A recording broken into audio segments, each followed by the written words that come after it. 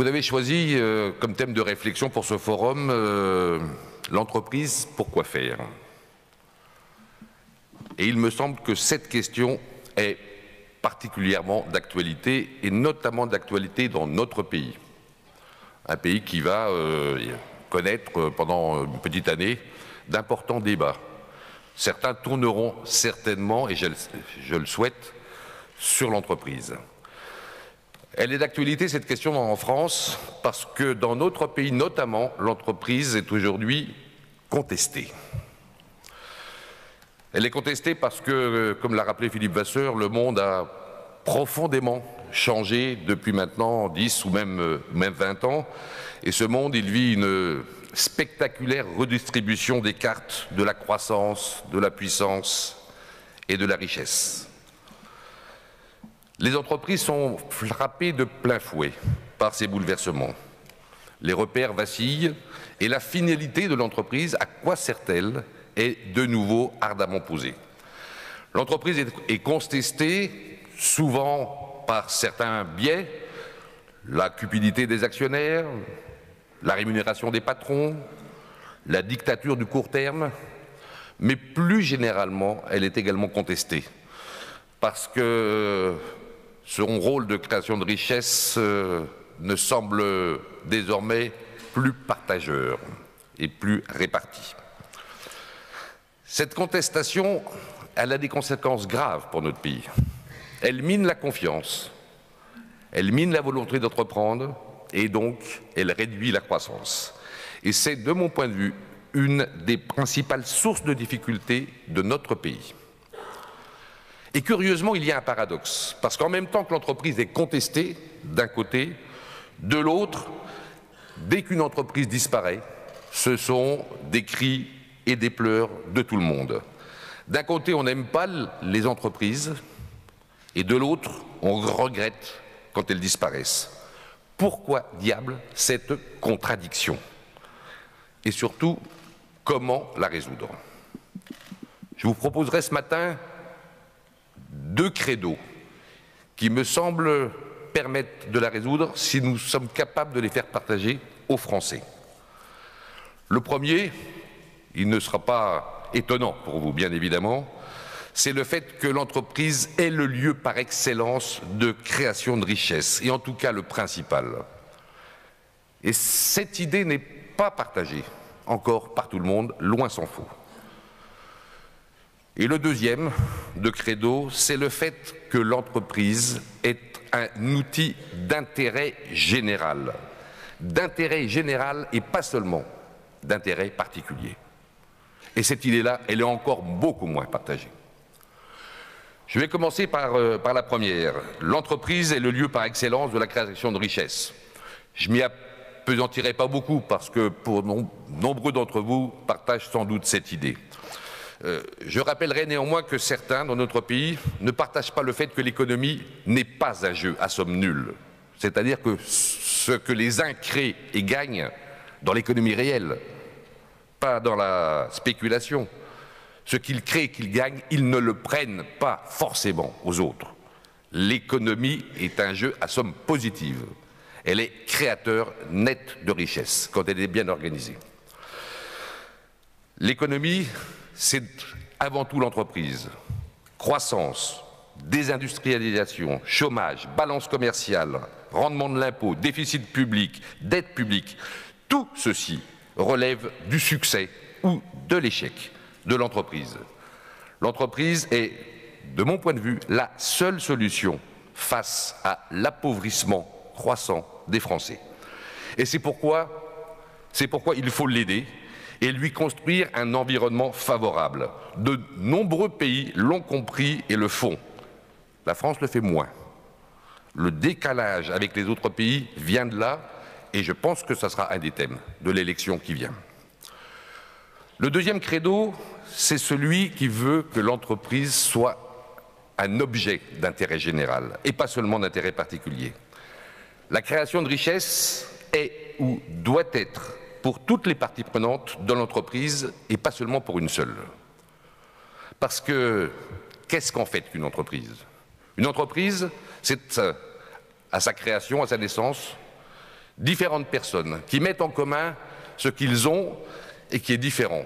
Les uns apportent une idée, les autres de l'argent pour la réaliser, les troisièmes leur force de travail, les quatrièmes leur clientèle, et ainsi de suite. Une entreprise ne se crée que lorsque des gens qui ont des choses différentes en main les mettent en commun pour fabriquer quelque chose qu'ils ne pourraient pas faire seuls. Ces gens, au fur et à mesure que l'entreprise grandit, on a tendance désormais à les appeler les parties prenantes de l'entreprise. Une entreprise n'existe que parce qu'elle sert les intérêts de toutes ces parties prenantes, sinon elle n'y serait pas venue au départ. Ces parties prenantes, on connaît les principales, les clients, les salariés, les actionnaires, mais il y a également les fournisseurs, les prêteurs, les territoires, là où les entreprises sont installées, et puis l'ensemble des organisations non gouvernementales qui ont à voir avec l'objet de l'entreprise, et puis on peut même aller jusqu'aux parties prenantes, aux générations futures, pardon, qui sont aussi des parties prenantes de l'entreprise, parce qu'une entreprise, quand elle est grande, elle transcende les générations, et j'aurai l'occasion d'y revenir. Pour qu'une entreprise existe, il faut qu'il y ait un intérêt commun et que l'entreprise serve ses différents intérêts. Pour qu'elle survive, il est nécessaire aussi qu'elle les serve. Or, dans l'histoire, on a vu, dans l'histoire récente, des 40 dernières années, on a vu des parties prenantes prendre le pas sur les autres progressivement et alternativement. Aujourd'hui, il est habituel, et ce n'est pas tout à fait faux, de dire que les actionnaires ont une position dominante par rapport aux autres parties prenantes et qu'ils en abusent pour se saisir davantage que la proportionnalité de leur engagement devrait le faire. Dans le passé, il y a eu d'autres abus de pouvoir. Lorsque la théorie de la shareholder value a été créée, à Chicago, par Friedman, c'était en réaction au fait que les patrons d'entreprise s'étaient arrogé le droit de décider sans rendre compte, seuls. Puis dans les années 70, on peut aussi dire que les représentants des salariés avaient une position de force dont ils ont abusé. Demain, ce sera une nouvelle partie prenante qui, elle aussi, aura une position de force et le règne des actionnaires va faire place, me semble-t-il, au règne des clients, avec les associations de consommateurs, les lois antitrust, les classes actions.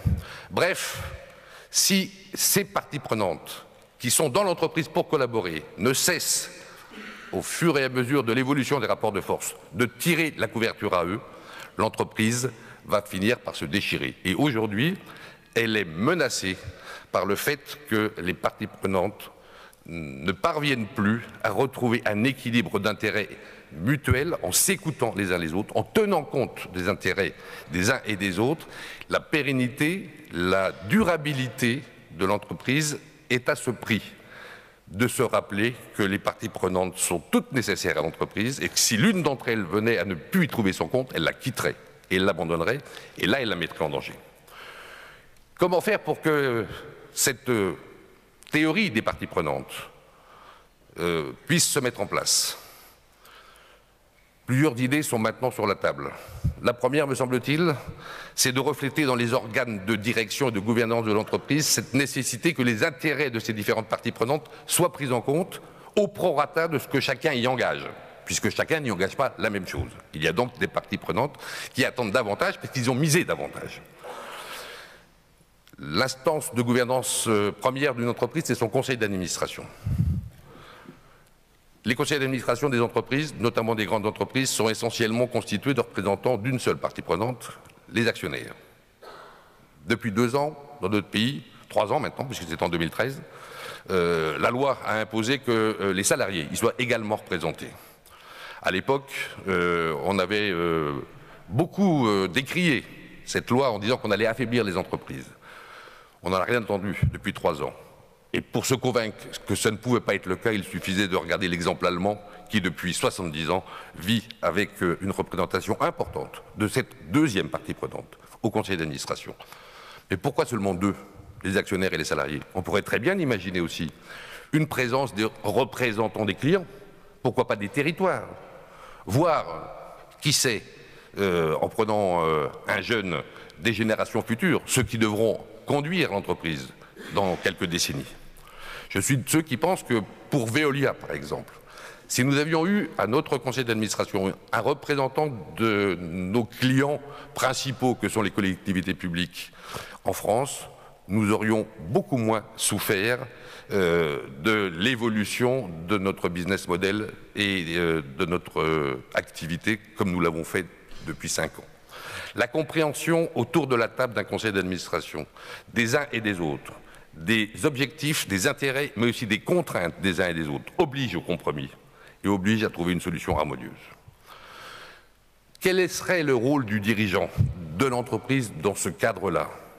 Eh bien, ça serait justement à lui de faire en sorte qu'émerge de ce dialogue entre les différentes parties prenantes. Elles ne seront pas 25 autour de la table, mais 3, 4 ou 5 parties prenantes, ce n'est pas inenvisageable, de trouver le meilleur dénominateur commun, le plus grand de ces dénominateurs communs, en veillant à ce que les intérêts des uns et des autres soient bien servis en proportion des engagements.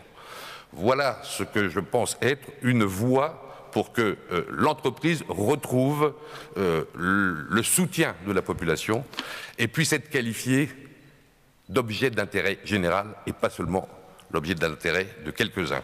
Bref, pour répondre à votre question, l'entreprise, pourquoi faire? Je propose de commencer par répondre à la question l'entreprise, pour qui?